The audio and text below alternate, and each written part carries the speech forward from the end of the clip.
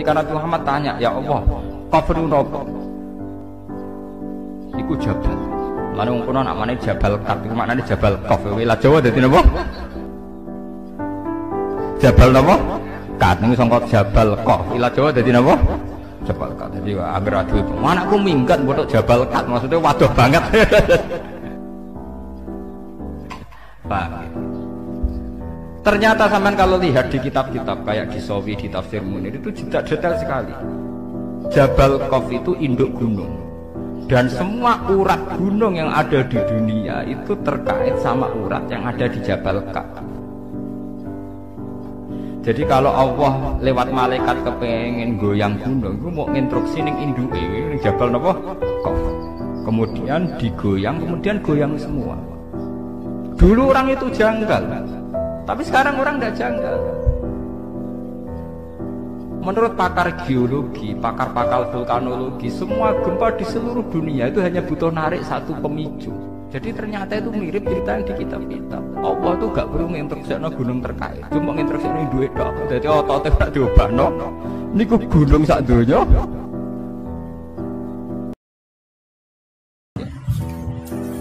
Saya mengkaji ayat ini itu sering sekali, sering sampai sekarang. Mungkin ya sampai nanti, sampai asarenah, sampai asar. Ini rumah tenan ini. Jadi Allah itu zat yang kuasa mendatangkan adab dari sisi atas. Misalnya meteor jatuh, terus Mars jatuh. Tentu Allah mampu. Atau dari bawah, misalnya ditelan bumi dan sebagainya. Atau, dan ini yang sering terjadi, Allah menjadikan kalian itu saling nggak cocok, kemudian saling membunuh. Kan natijanya sama kan, misalnya kamu kena meteor kan ya mati, kena likuifaksi mati, disembelih mati. Milih ndi? Ayo milih ndi? Dijaru-jari bojo kuru mati. Disentak wong kaget kagak utang mati. Rasa dicontohno. Sampai jatuh kecelakaan rabe. Sensitif. Nah ini penting, ayat ini pernah saya baca satu hari setelah gempa Jogja. Setelah gempa Jogja itu satu hari saya nilai ke sana itu bahwa memang Allah selalu mengingatkan potensi. Ya muka-muka sampai ayat ini eling-eling. Jadi Allah itu adatnya di Quran itu dua. Satu menjelaskan itu sebagai hal yang potensial. Potensial itu bisa terjadi kapan saja. Ada yang diceritakan Allah itu secara faktual, yaitu rahmat. Rahmat itu kan selalu terjadi kapan saja. Maka itu diredaksikan Allah bisihotil jasmi, dengan sifat kepastian kayak warahmati wasiat kulas, itu pasti terjadi dan terus terjadi. Jadi kalau adab itu Allah menceritakan itu hanya potensi adab. Meskipun kadang-kadang benar-benar diwujudkan.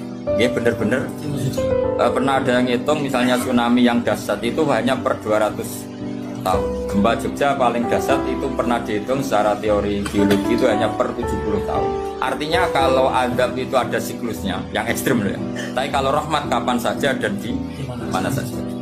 Maka pola-pola di Quran, kalau sampean mengkaji Quran, itu kalau rahmat itu mesti redaksinya itu bisihotil jasmi, dengan sifat kepastian.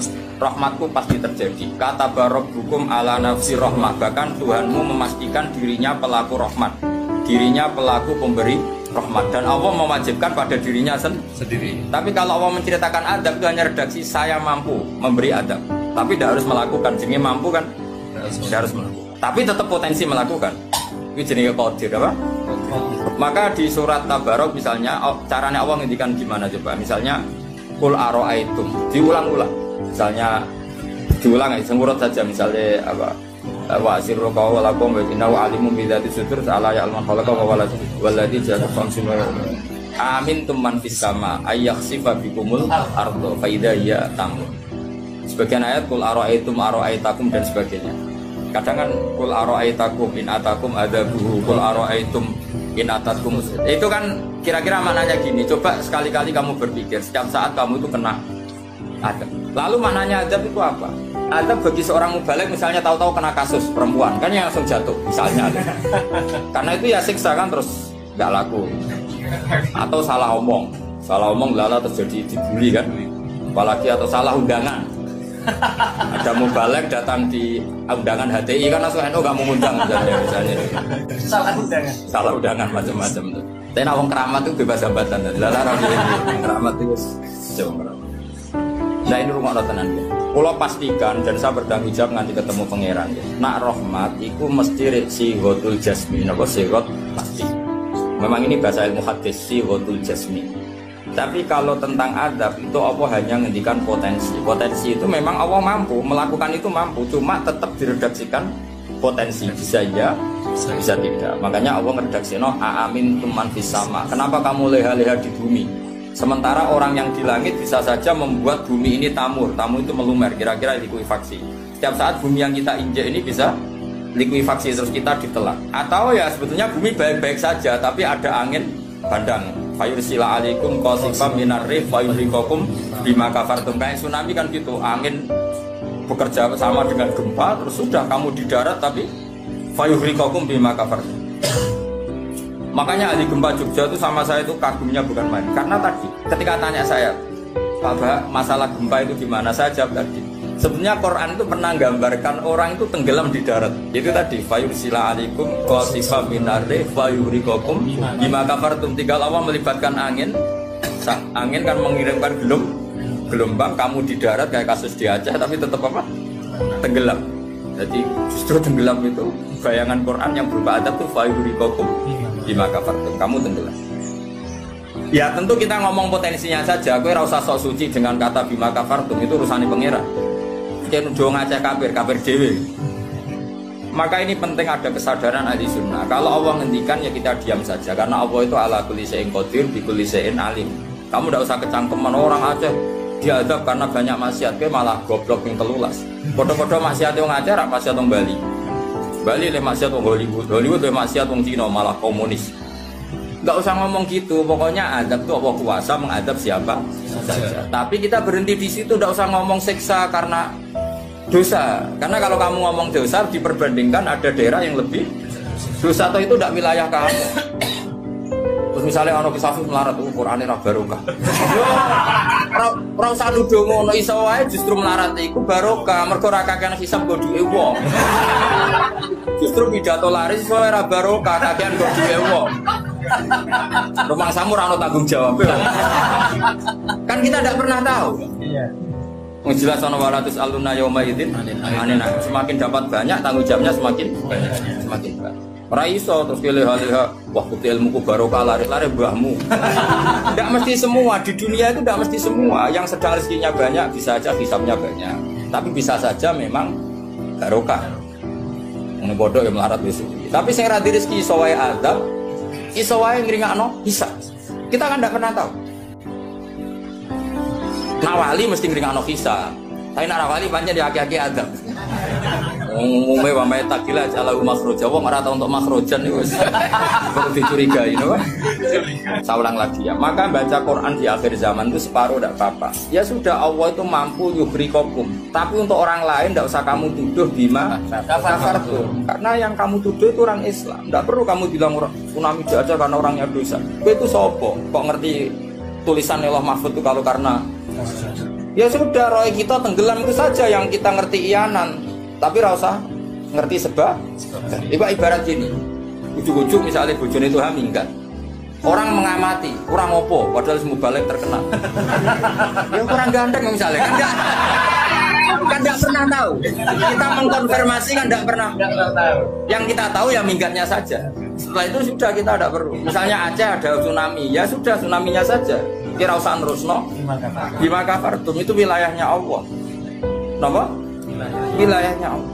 Makanya Rasulullah itu kalau ditanya ada adab itu Nabi nggak pernah nerus. Ya sudah ada adab, tapi kalau mansus ya mansus misalnya kaum Milot itu mansus karena adab. Tapi kalau orang Islam kan nggak mesti adab. Saja hukuman yang menjadikan malah bersuar. Kalau sama nggak percaya gini, dan saya menjamin pasti saya benar dalam hal ini karena saya berdasar hadis sahih. Sama-sama adab, misalnya orang tenggelam, banyak kan orang mukmin disifati Nabi itu mati syahid. Kalau tak lawan sing darane wong Aceh iku mesti adab. Tak lawan dunia akhirat. Selain wong sombong berarti tak maca hadis. Udah coba Nabi beberapa kali ngendikan umatku sing syahid itu sekian-sekian, termasuk sing mata hori kon sing mati tenggelam. Artinya ada bentuk hori yang justru syahid. Kecangkeman dora tahu ngaji kecangkeman. Oh tak lawan dunia akhirat. Karena sok sucinya. Sudah kita baca ayatnya berhenti fayuh rikokum saja. Soal bima kafartum itu otoritasnya wilayahnya Allah Subhanahu wa taala. Dosa suci do cangkem. Oh tak lawan tenan. Nek wong kum bis warga aku usul pangeran. Ampun Gusti. Niku nate ngenyek tiyang sak provinsi. Sok sucinya. Lo coba ya. Banyak orang mati divonis, misalnya kamu, wah itu krono adab. Ternyata Nabi ngendikan maktun wong loro weteng syahid, gharib syahid, mahdum syahid. Orang yang mati korban, kan kita tidak pernah tahu. Ya sudah, bodoh-bodoh tidak pernah tahu. Pakai yang husnul khotimah saja, pakai yang husnudzon saja. Ono hafid kok mati umay rubo, milih sing husnudzon lah, berarti syahid. Kategorinya mahdum. Jangan terus ono wah kena adab. Kesuwen oleh ngedol Quran lu ngawur. Oh, tak lawan, sing ngomong-ngomong ngelawan. Siap lawan. Siap ya. Debala ISIS. Kita asli nih, Mas. Jadi hobinya itu kan. Hobinya itu kan. Jadi nanti jangan ngomong damai itu dingin. Yo pancen yo lucu, nak wong brewoken terus gak garang. Lucu nih,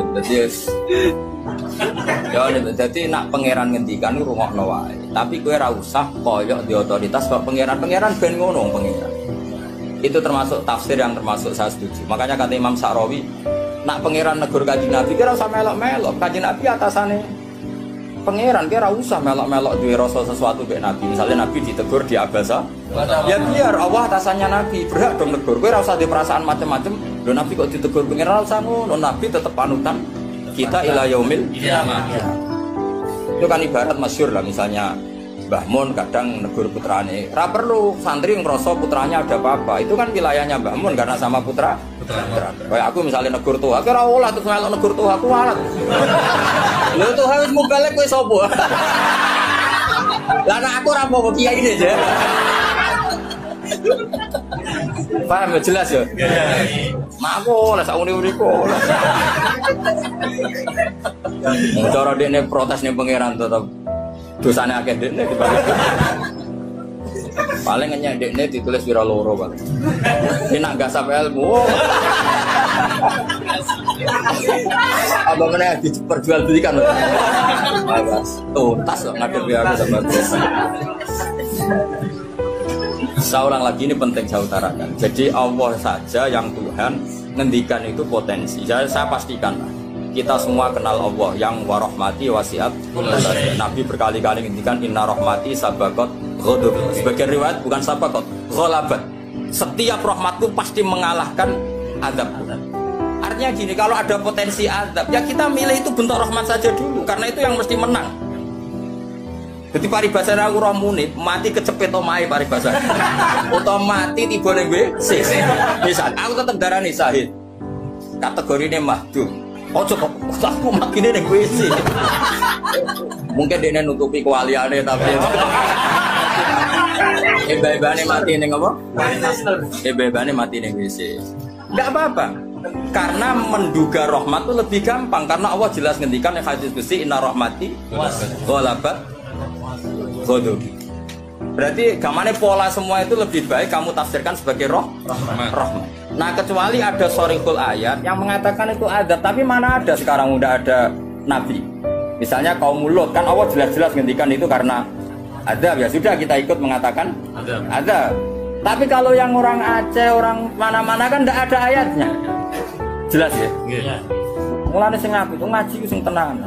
Loh kalau kaum Lut kan binasillah, misalnya fijarata kada wa kada, terus Allah ngendikan karena ada. Ya sudah kita ikut tentang kaumnya Nabi Lut. Tapi sekarang nyuwun sewu misalnya ada orang punya penyakit homoseks, kemudian dia kena azab. Ya sudah itu sanksinya Allah. Bisa saja azab ini kalau dia mukmin kafarah betul. Memang ya azab, tapi oleh Allah dihitung kafarah, dan itu hadis sahih.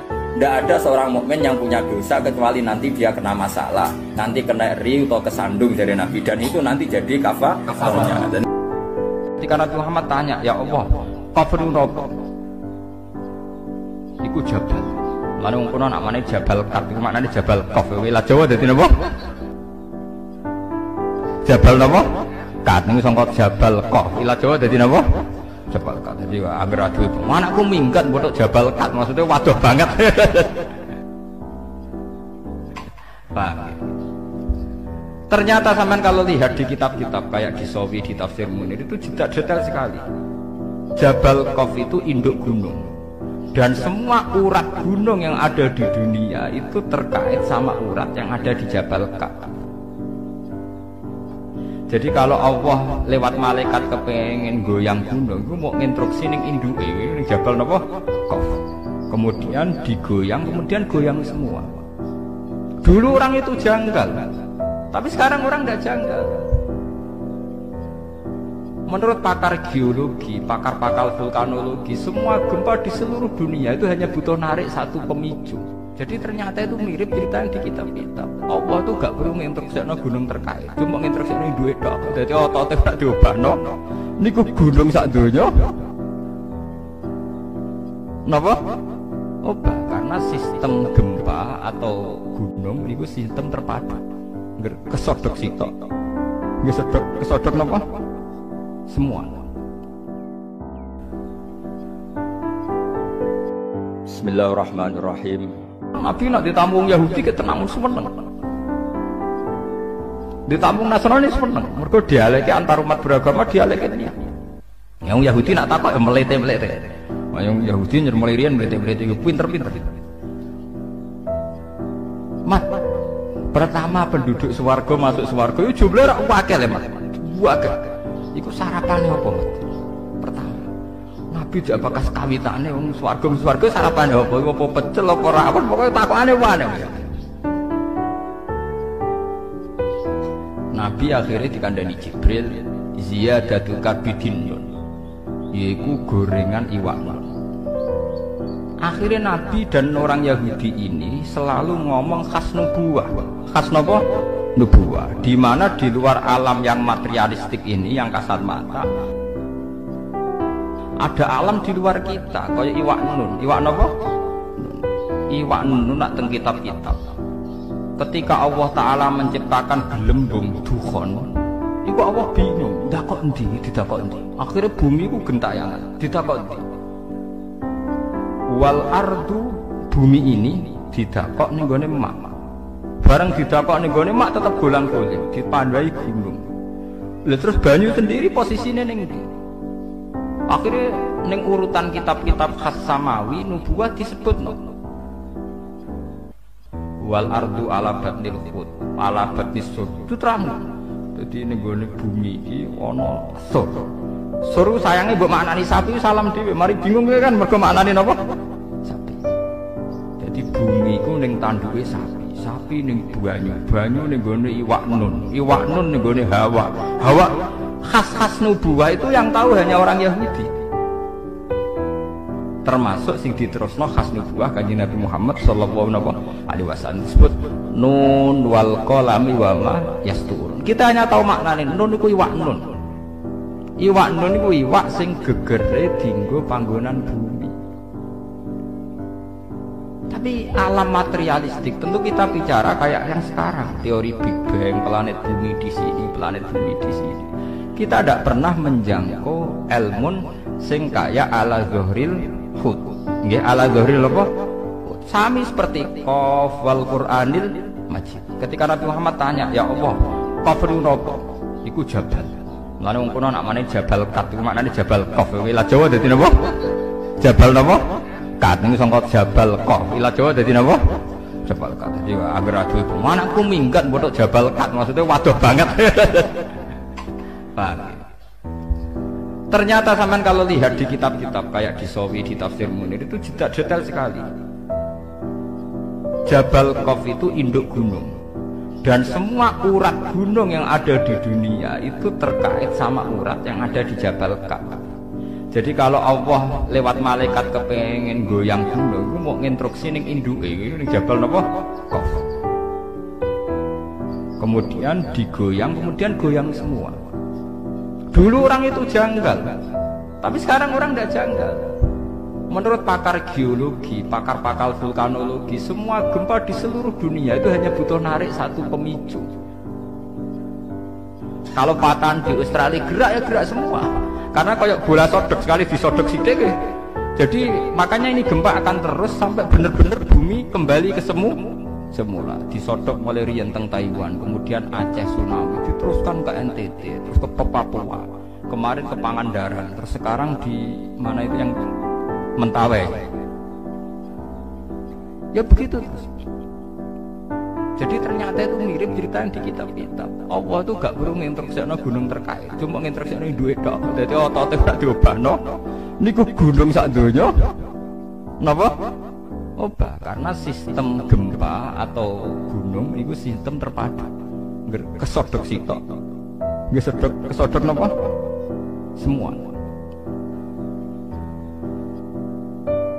Nah ini termasuk ilmu-ilmu sing khas nubuwah. Padahal tentu dulu para nabi tidak punya teknologi, tidak punya sains, punyanya wahyu. Ya, punyanya apa? Ini perlu kula aturaken. Itu termasuk kontribusi orang Yahudi terhadap Islam. Mulane teng jalalan-jalalan nang riwayat alunaka angfil Quran rujuke ora ning sahabat, ayil Yahud. Jadi Quran turunin Nabi Muhammad tapi sing takok aneh-aneh wong napa? Yahudi. Jelok teng kitab-kitab. Riwayat alunaka rujuke sahabat napa Yahudi? Ndomir jamaah ini. Ayil napa? Yahud mungkin sama nak mulai delok. Mesti Yahudi. Nggak sing aneh-aneh. Riwayat alunaka angfil Quran, riwayat alunaka anir roh. Niku mesti Yahudi nggih. Ndomire teng putih. Ya, karena mereka yang punya pengetahuan khas samawi, napa khas napa samawi. Termasuk takok malih, jadi sing jadi fenomena sekarang. Mat, kalau Allah memutuskan seseorang dicintai itu gimana, Mat? Ya akhirnya cerita lagi. Kalau Allah mencintai seseorang, Allah bilang sama Jibril, Jibril bilang sama malaikat langit bilang sama malaikat dunia, kemudian fayudul qabul fil ardi, kemudian dia menjadi trendsetter, tahu-tahu diterima. Pangeran wae ngersakno wong tertarik kabeh. Nek wae ora ngersakno wong godheng kabeh kados polling ngoten niku. Ini biar sampean tahu. Sehingga orang Yahudi tadi agamanya Yahweh, Tuhannya Yahweh. Orang Nasrani juga punya masalah nisbat tadi. Berarti tiga agama ini ya punya ila kalimatin apa?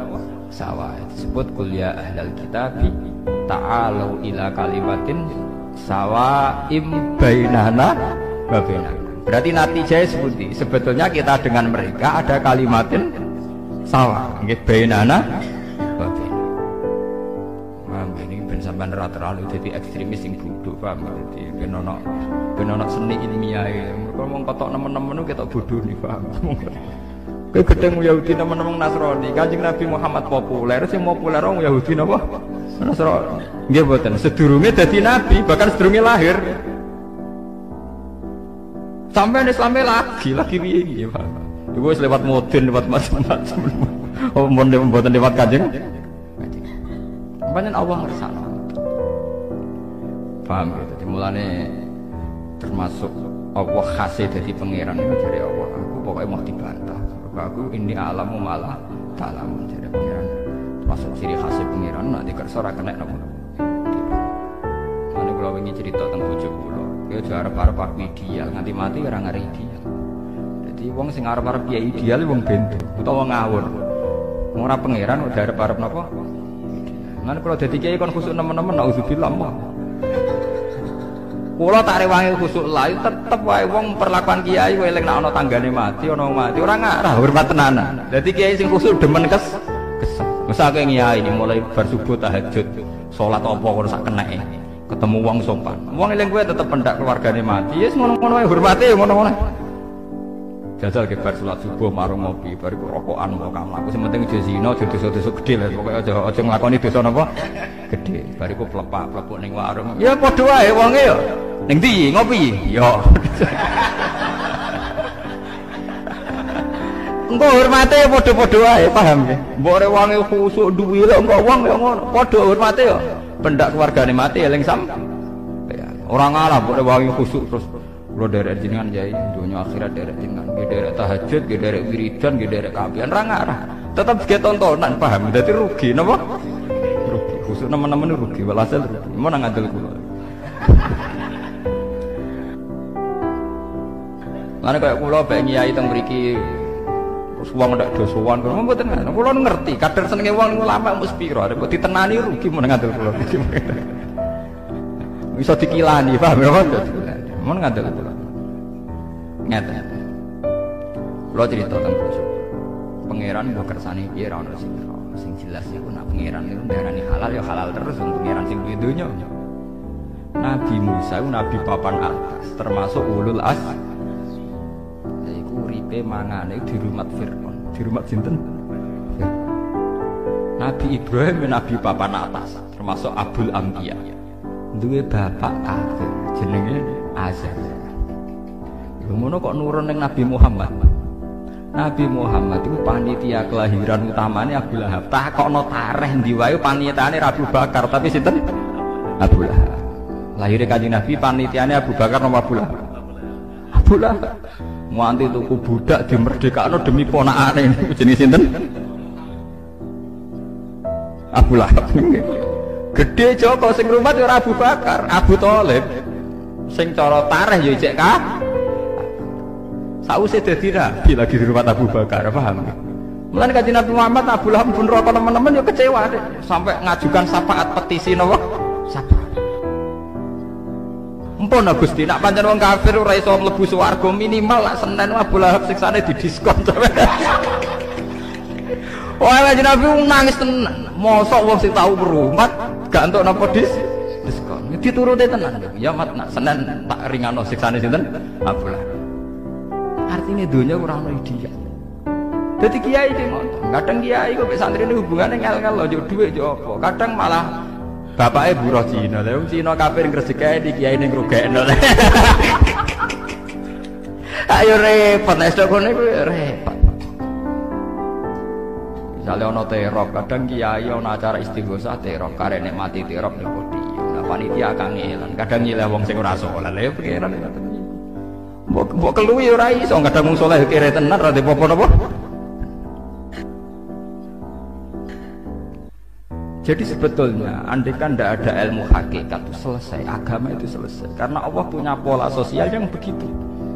Ya, Allah gak ada pola sosial itu.